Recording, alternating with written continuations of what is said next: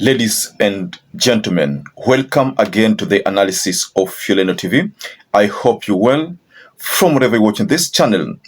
I want us to go to a statement that David Ndii, who is the chairman of the RUTO Economic Council, David Ndii has reacted to a statement that was released by Justin MUTURI.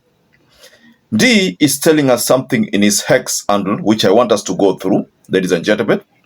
So this is what Ndii is saying. AG does not sign agreements. She or he gives a written legal opinion giving go-ahead for government to enter into agreements. The agreements/contracts are signed by CS of relevant ministries.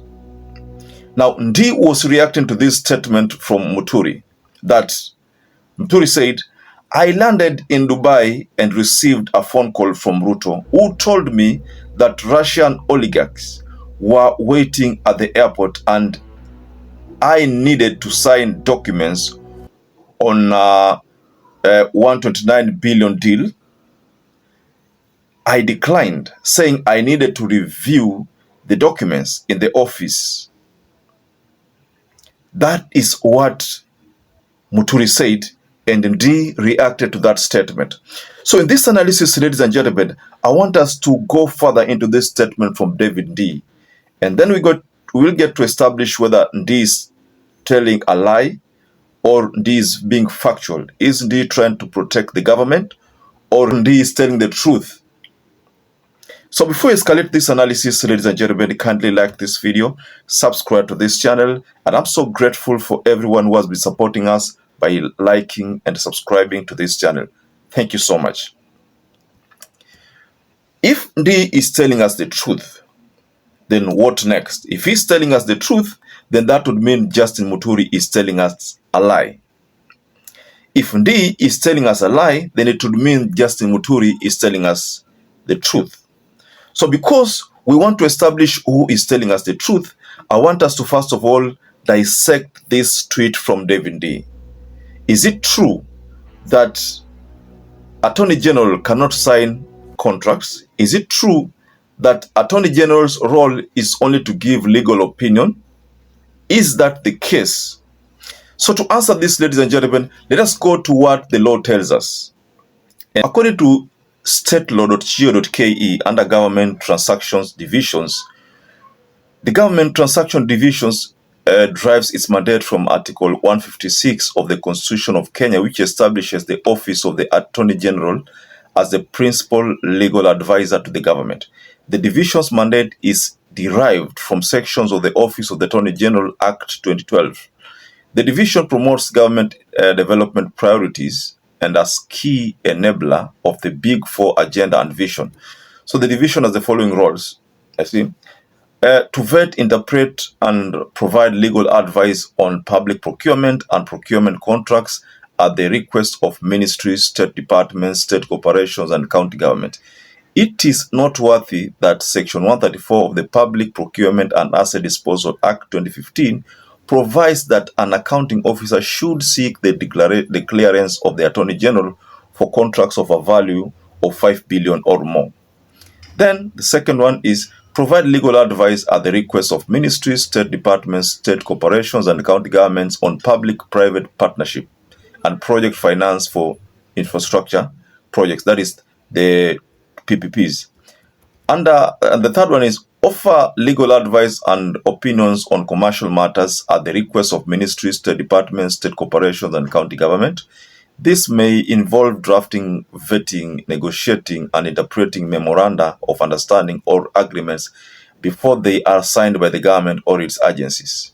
The fourth one, attend as part of Government of Kenya delegation, loan, grant, and financing negotiations with bilateral and multilateral donors such as the African Development Bank, World Bank, European Investment, KfW, FD, GICA, among others, supporting Kenya's development agenda.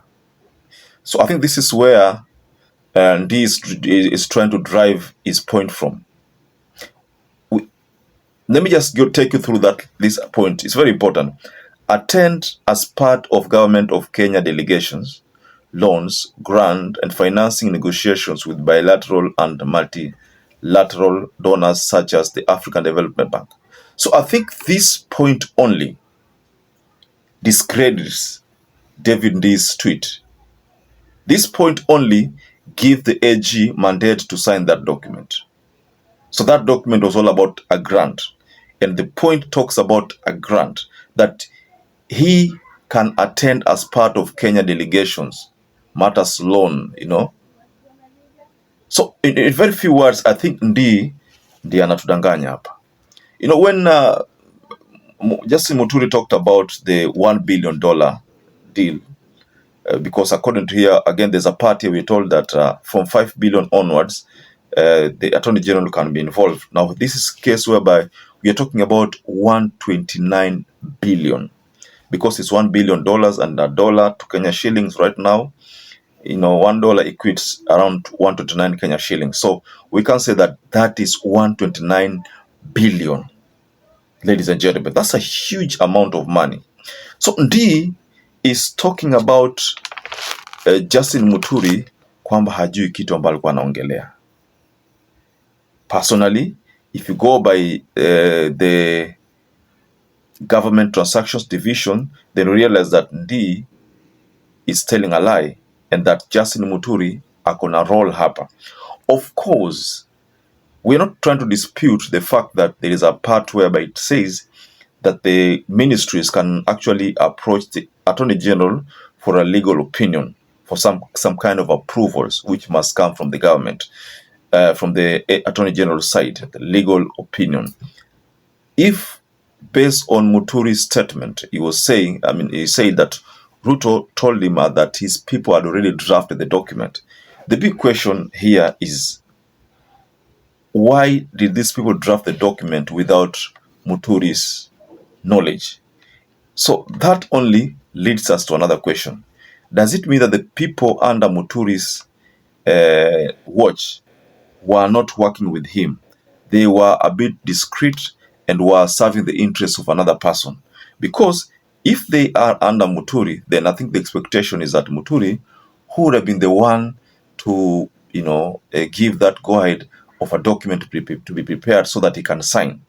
How did this document get prepared without Justin Muturi's knowledge? Now, that is a bit concerning, considering that they are under Justin Muturi.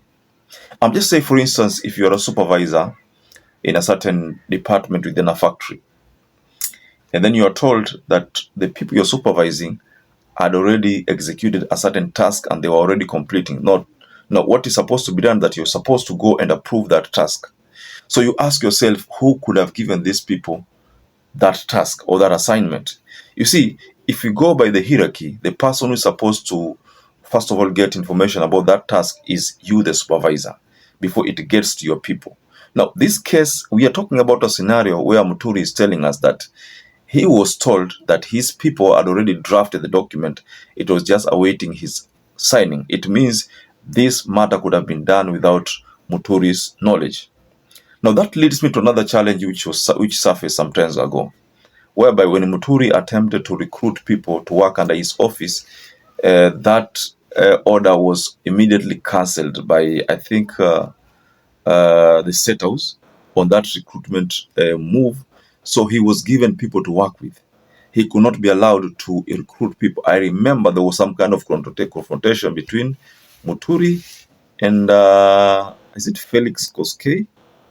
But there was some kind of confrontation that led to, again, I think, William Ruto's intervention. So if Muturi tells us that he was told that his people had already prepared it, that confirms that previous allegation from Muturi that yeye haruhusiwi kuappoint watu wa kuemploy. He has powers but he cannot execute them. There is someone else who picks people to work under him. So that confirms his point from Muturi kwamba yeye alikuwa anataka kutumiwa kusign document, whether it's a legal opinion document or it's the contract, but he was being used to sign the document. That is what Muturi told us yesterday during the Fixing the Nation session of NTV, and we shared that 2 videos, I think. So, ladies and gentlemen, just comment below in the comment section and tell us whether you think David Ndii is telling the truth, or David Ndii is just being defensive of the president. What is happening to David Ndii? Well, perhaps if you're watching this video and you've not subscribed, take 1 second and subscribe, like this video. Until you catch up again, stay safe and stay blessed.